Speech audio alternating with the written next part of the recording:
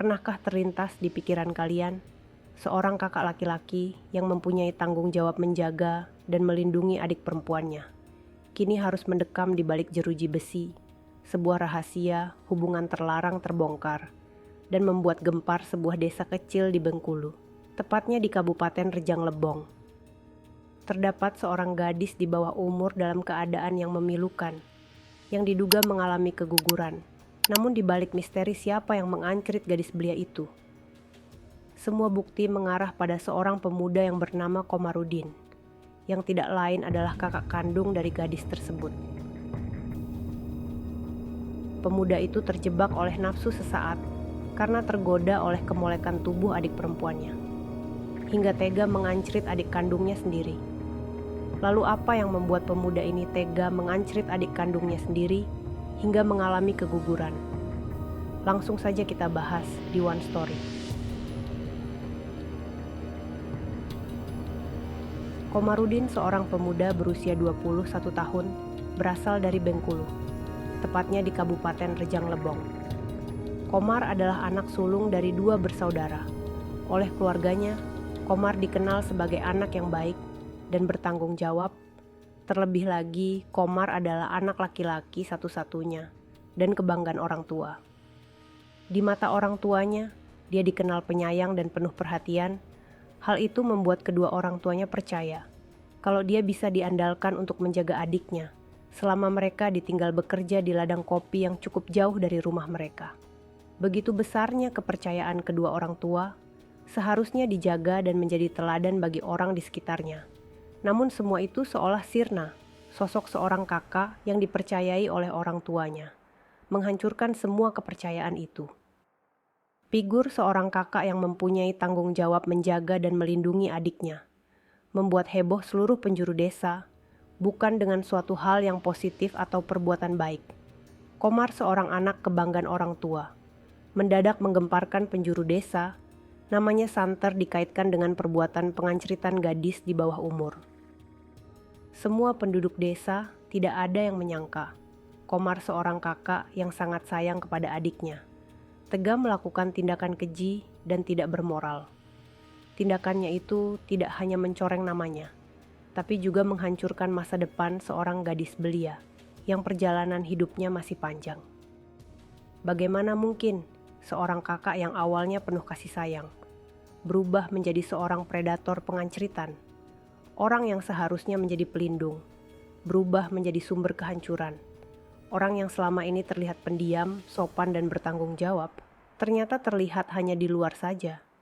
Ini mengajarkan kita untuk tidak menilai orang dari tampak luarnya saja. Warga menyimpan 1000 tanya dan rasa ingin tahu yang cukup besar. Kenapa bisa orang selugu dan sebaik Komar bisa dengan tega melakukan perbuatan jahat dan sekeji itu?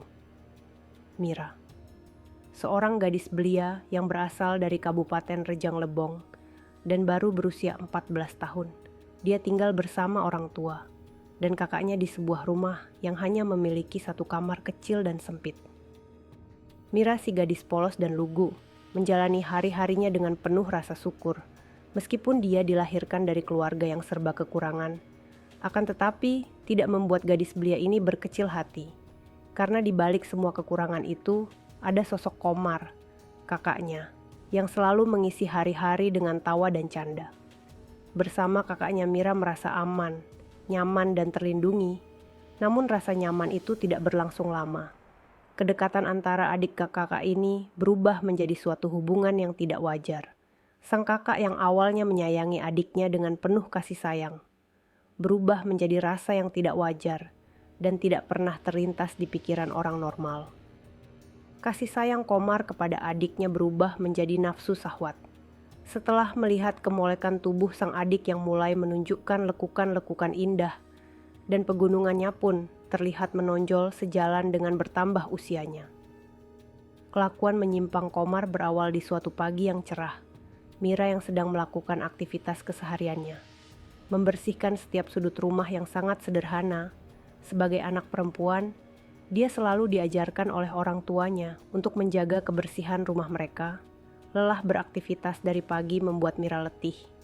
Tubuhnya dibasahi keringat yang mengucur dari setiap lekukan tubuhnya. berjalan ke kamar mandi yang berada di luar, dan berpagarkan kardus bekas untuk merasakan kesegaran air yang mengalir dari sebuah penampungan yang terbuat dari tong. Guyuran air yang jernih membasahi sekujur tubuh indahnya. Di satu sisi, Komar yang baru saja terbangun dari tidurnya yang nyenyak, melihat sekeliling ruangan tampak sepi. Komar tidak melihat sosok adik kesayangannya. Berkali-kali memanggil namun tidak terdengar suara sahutan adiknya itu. Seketika Komar menjadi panik dan terbangun dari tempat tidurnya, lalu dia bergegas berjalan keluar untuk mencari keberadaan adiknya. Saat berjalan menuju ke belakang rumah, Komar mendengar suara air mengalir berasal dari tempat mandi belakang. Dengan langkah yang sangat pelan, pemuda itu memeriksa ke sumber suara. Dia melihat ada pakaian dalam wanita tergantung di pagar tempat mandi. Seketika pikiran pemuda itu melayang, membayangkan isi pakaian dalam berwarna merah jambu, bermotif gambar bunga-bunga kecil. Komar merasa tidak asing dengan pakaian dalam tersebut. Dia merasa sering melihat tergantung di tempat jemuran belakang rumahnya. Penasaran, pemuda itu mencoba mendekat. Melalui sela-sela pagar, dia mengintip untuk mengobati rasa penasarannya. Setelah dia perhatikan, ternyata orang yang di dalam kamar mandi itu adalah adiknya sendiri. Komar terdiam. Dia merasa kagum melihat tubuh adiknya yang sudah beranjak dewasa. Entah apa yang ada di pikiran pemuda itu. Tiba-tiba dia masuk ke kamar mandi itu, lalu memeluk Mira dari belakang. Membuat gadis itu terkejut bukan main. Tubuhnya yang kedinginan dan penuh busa tiba-tiba menjadi panas. Bagaimana tidak? Dalam kondisi tanpa busana, tiba-tiba ada yang memeluknya dari belakang dan memainkan gunung kembarnya. Awalnya Mira tidak tahu kalau orang tersebut adalah kakaknya. Dia mencoba berontak dan berteriak, tapi mulutnya dibekap. Lalu pemuda itu berbisik lembut di telinganya. "Diam, jangan teriak. Ini aku kakakmu." Di antara percaya dan tidak, Mira tidak menyangka kakak yang dia sayang melakukan perbuatan terlarang itu. Dengan beringas pemuda itu pun mengancerit adiknya. Hari-hari berlalu, Mira merasakan ada yang berubah di badannya. Dia sering merasakan mual, selera makannya berkurang, dan sudah 3 bulan tidak pernah datang bulan. Terlebih lagi dia perhatikan perutnya agak membesar.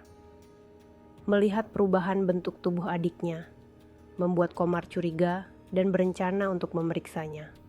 Pemuda itu bergegas berangkat menuju apotik untuk membeli tes kehamilan.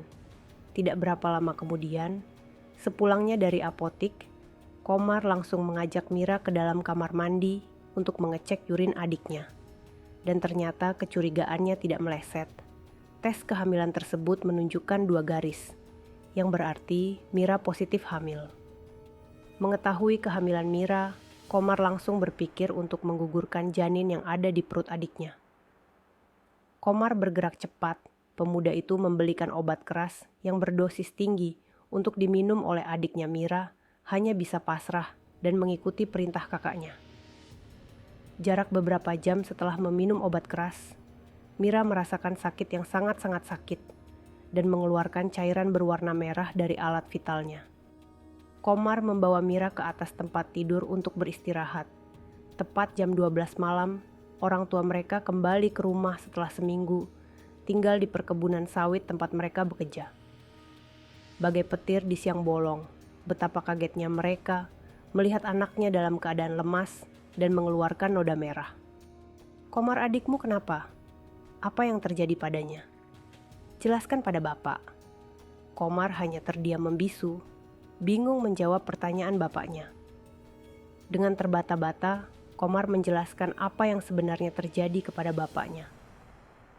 Setelah mendengarkan penjelasan Komar, bapaknya murka dan kecewa dengan perbuatan anaknya. Anak yang selama ini dibangga-banggakan, ternyata telah membuat dirinya merasa gagal menjadi orang tua yang baik setelah semua yang diperbuat Komar kepada adiknya. Orang yang seharusnya menjadi pelindung adiknya malah berbalik menghancurkan masa depan adiknya.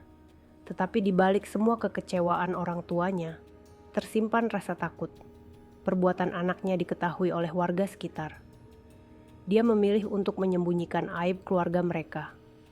Hari-hari mereka berjalan seperti hari biasa, seakan tidak pernah terjadi sesuatu, dan mereka memilih untuk melupakan kejadian itu. Beberapa bulan setelah kejadian itu, Komar kembali mengulangi perbuatannya. Kali ini berbeda dengan kejadian pertama, di mana hubungan terlarang antara adik dan kakak ini dilakukan tanpa ada paksaan. Rasa sayang seorang kakak berubah menjadi rasa sayang kepada lawan jenisnya. Begitu juga Mira. Dia merasakan perasaan cinta yang tidak wajar kepada kakaknya. Dan aktivitas penganceritan itu rutin mereka lakukan layaknya pasangan suami istri.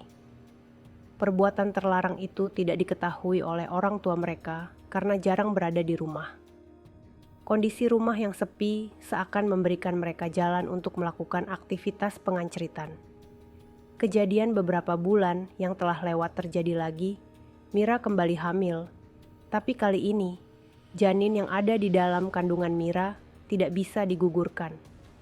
Kehamilan Mira diketahui orang tuanya setelah kandungannya berusia 5 bulan. Orang tua mereka tidak mengizinkan bayi dalam kandungan Mira digugurkan. Selama 9 bulan, Mira tidak pernah keluar rumah untuk menghindari omongan masyarakat. Orang tua mereka berpikir tidak mungkin selamanya mereka bisa menutupi masalah kehamilan Mira. Hingga suatu hari, orang tuanya berencana untuk mencari tumbal, untuk menutupi kehamilan anaknya. Satu-satunya cara adalah menikahkan anaknya dengan orang lain. Amir seorang pemuda yang seumuran dengan Mira. Pemuda ini pernah menaruh hati kepada Mira. Mereka sempat menjalin hubungan, tetapi tidak berlangsung lama. Bapaknya Mira melaporkan Amir ke polisi dengan tuduhan telah memperkosa Mira hingga hamil. Namun tidak adanya bukti membuat laporan tersebut dihentikan. Hubungan Komar dan adiknya terus mereka lanjutkan. Penganceritan demi penganceritan mereka lakukan, hingga Mira hamil untuk ketiga kalinya. Kehamilan ketiga kalinya ini adalah akhir dari kisah percintaan sedara ini. Warga menggeruduk rumah mereka dan melaporkan ke polisi. Singkat cerita, Komar diamankan polisi dan menunggu untuk diproses dengan tuduhan pelecehan kepada anak di bawah umur, dan cerita ini pun berakhir. Lalu, pelajaran apa yang bisa kita dapatkan dari kasus hubungan sedarah ini?